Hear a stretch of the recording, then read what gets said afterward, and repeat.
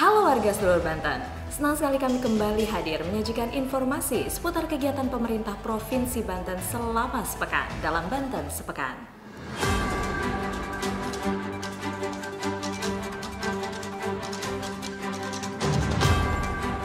Kita masuk ke informasi pertama. Pemerintah Provinsi Banten sambut baik kehadiran roadshow bus KPK di kawasan pusat pemerintahan Provinsi Banten pada tanggal 5 hingga 8 September 2024 lalu.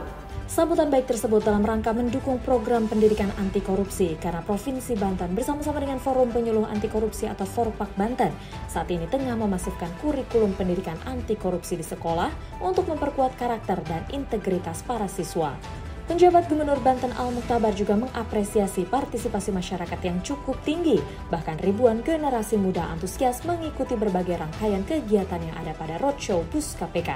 Mulai dari pelajar SD, SMP, SMA hingga mahasiswa ikuti penanaman anti korupsi. Al-Mukhtabar berharap melalui roadshow bus KPK di wilayah Provinsi Banten mampu menanamkan nilai-nilai integritas kepada semua lapisan masyarakat, mulai dari yang paling mendasar yakni keluarga, kemudian lingkungan sekitar dan tempat kerja, serta para aparatur sipil negara sebagai penyelenggara negara. Kami berhasil mewawancarai Sekretaris Inspektorat Daerah Provinsi Banten Ratu Syafitri Muhayati. Baik, alhamdulillah kegiatan kemarin roadshow bus KPK tahun 2024 di Provinsi Banten, Hajat Nasional KPK berakhir dengan baik, sukses, lancar, meriah, dan tentunya kami pemerintah Provinsi Banten, warga masyarakat Banten bangga dengan kehadiran KPK, di mana kemarin kegiatan roadshow bukan hanya bisnya saja yang didatangkan, tapi tentunya tadi beberapa kegiatan mulai dari sosialisasi dalam bis KPK, kemudian sosialisasi melalui kegiatan penyuluhan, dan harapan masyarakat untuk roadshow bus KPK bukan hanya dilakukan tahun ini saja, tapi semoga bisa dilaksanakan tiap tahunnya di Provinsi Banten, khususnya untuk membangun Banten lebih baik.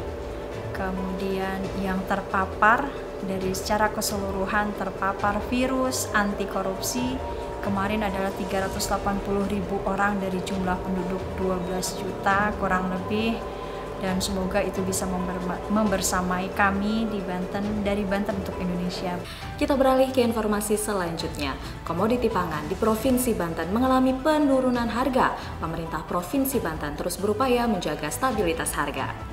Hal ini disebabkan jumlah pasokan yang tercukupi sehingga kebutuhan komoditi pangan di Provinsi Banten terjaga dengan baik bahkan cenderung deflasi. Meski demikian, pemerintah Provinsi Banten akan menjaga harga komoditi pangan agar kembali stabil sehingga tercipta stabilitas harga antara penjual dan pembeli. Karena jika terlalu lama dibiarkan deflasi, penjual tidak akan mendapatkan margin. Komoditi penyumbang deflasi berdasarkan catatan BPS Provinsi Banten meliputi tomat, telur ayam ras, bawang merah, daging ayam ras, tempe, daging sapi, sabun cair atau cuci piring, pepaya, ikan kembung atau ikan banyar atau ikan gembolo atau ikan aso-aso, tutup kepala atau topi, susu bubuk untuk balita, ikan selar atau ikan tude, deterjen cair, bayam, sepatu anak, dan ikan asin layur. Pelaksana Harian Sekretaris Daerah Provinsi Banten Virgo Yanti mengatakan, menjelang Pilkada 2024, pemerintah Provinsi Banten melalui PT ABM berkoordinasi dengan PT Wilmar bersiaga menghadapi potensi naiknya harga kebutuhan pokok seperti beras, minyak, gula, dan lain-lain karena biasanya banyak penyaluran bantuan sosial atau bansos yang dilakukan oleh para peserta pemilu. Pemerintah Provinsi Banten berhasil meraih penghargaan Anugerah Pandu Negeri tahun 2024 untuk kategori Silver. Anugerah Pandu Negeri untuk kategori Silver sebagai pemerintah daerah dengan kinerja dan governansi memuaskan tingkat provinsi. Penghargaan tersebut diberikan oleh Indonesian Institute for Public Governance atau IIPG kepada penjabat Gubernur Banten Al-Mukhtabar. Penjabat Gubernur Banten Al-Mukhtabar mengatakan, penghargaan ini merupakan akumulasi dari semua stakeholder karena menyangkut tatanan bagi penyelenggaraan pemerintahan, pembangunan, dan kemasyarakatan sehingga terukur pencapaiannya. Saat ini pemerintah Provinsi Banten terus mengedepankan sejumlah agenda yang berkaitan dengan reformasi birokrasi berdampak. Hal itu terukur implementasinya pada pengendalian inflasi, penanganan kemiskinan ekstrim, bangga buatan Indonesia, digitalisasi pemerintahan, dan peningkatan investasi. Penjabat Gubernur Banten Al-Muktabar melepas kontingen Provinsi Banten pada pagelaran MTQ Nasional ke-30 tahun 2024 di Kalimantan Timur. Kafilah Provinsi Banten dipimpin oleh Pelaksana Harian Sekretaris Daerah Provinsi Banten selaku Ketua Umum Lembaga Pengembangan Tilawatil Quran atau LPTQ Provinsi Banten Virgoyanti. Al-Muktabar berharap pelatihan dan pembekalan yang telah dilakukan untuk menjadikan lebih percaya diri sebagai bagian ikhtiar untuk hasil yang maksimal. Pada pelaksanaannya, selain musabakoh, terdapat berbagai kegiatan di antaranya Pawai Ta'aruf Kafilah dan MTQN Expo. Pada Pawai Ta'aruf, kontingen Provinsi Banten menampilkan Leit Baduy sebagai simbol ketahanan pangan dan sebagai lambang kemakmuran masyarakat Provinsi Banten. Selain itu ditampilkan juga Mushaf Quran dan Masjid Agung Banten yang bertemakan Banten Religi, Banten Berbudaya. Sedangkan pada MTQN Expo, Provinsi Banten melalui Dinas Koperasi dan UMKM menampilkan karya produk unggulan khas Provinsi Banten. Di antaranya, berbagai jenis wastra Banten seperti kain tenun, kain batik, lomar baduy, dan tas rajut. Terdapat pula produk UMKM seperti kopi jahe, jahe gula aren, jahe lemon, keripik, gipang, dan lain-lain. Hal ini dilakukan selain untuk promosi produk khas daerah juga untuk memperkenalkan wastra Banten sebagai penguatan identitas budaya dan keterampilan lokal.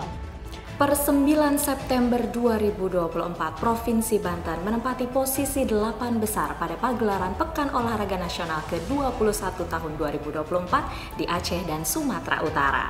Sampai dengan Senin 9 September 2024 pukul 15:23 waktu Indonesia bagian Barat, kontingen Provinsi Banten sudah berhasil mengumpulkan 4 medali emas, 2 medali perak, dan 2 medali perunggu. Atas perolehan medali tersebut, Provinsi Banten menempati urutan 8 perolehan medali sementara. Penjabat Gubernur Banten Al-Muktabar menyampaikan apresiasi kepada seluruh kontingen Provinsi Banten serta berpesan kepada atlet dan ofisial untuk menjaga kesehatan dan stamina. Ihwal perolehan medali, Ahmad Syaukani, Kepala Dispora Provinsi Banten memaparkan 4 medali emas diraih cabang olahraga angkat besi putra kelas 89 kg oleh Rizky Juniansyah. Emas kedua diraih Alia Maulida Kartika Pertiwi, cabang angkat besi putri kelas 82 kg. Emas ketiga diraih cabang paramotor navigasi WL Solo oleh Muhammad Muklis, dan emas keempat paramotor navigasi WL Tandem. Sedangkan medali perak diraih kriket putra T10 dan panjat tebing putri. Untuk medali perunggu diraih cabang futsal putra beregu, paramotor putra kelas navigasi FL Joko Sunanto, dan sepak takraw putri double. UHC Provinsi Banten mencapai 99% atau melebihi target nasional. Pelaksana Harian Sekretaris Daerah Provinsi Banten Virgoyanti pastikan pelayanan kesehatan masyarakat Banten terpenuhi. Hal itu diungkapkan Pelaksana Harian Sekretaris Daerah Provinsi Banten Virgoyanti usai menghadiri acara pertemuan Forum Komunikasi dan Kemitraan dengan pemangku kepentingan tingkat Provinsi Banten tahun 2024. Dengan capaian tersebut, masyarakat Banten bisa dengan mudah mengakses layanan kesehatan dan tidak perlu khawatir karena tidak memiliki atau belum terdaftar di layanan kepesertaan BPJS Kesehatan. Masyarakat cukup menggunakan surat keterangan tidak mampu atau SKTM, kemudian datang ke Vaskes terdekat, selanjutnya akan didaftarkan ke BPJS Kesehatan. BPJS Kesehatan berkomitmen untuk terus meningkatkan pelayanannya.